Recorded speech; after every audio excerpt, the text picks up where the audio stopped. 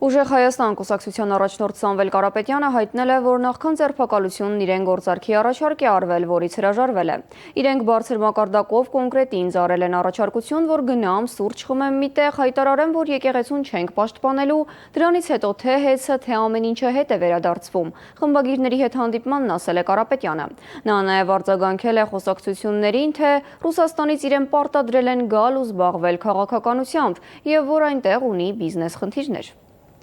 Չկա այն մարդը եւ չկա այն ուժը, որ ինձ ստիպի անել այն, ինչ ես չեմ ցանկանում անել։ Չկա այդպիսի աշխարհում թիվ կամ բիզնես, ինչի համար ես Հայաստանի գոնե մեկ շահ ռիսկի տակ տնեմ։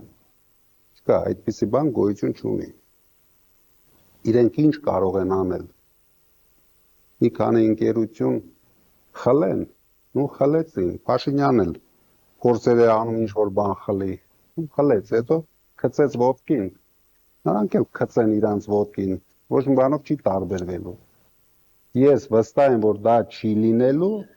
բայց եթե եղավ, ուրեմն եղավ, ինչ անենք, եթե ես որոշել եմ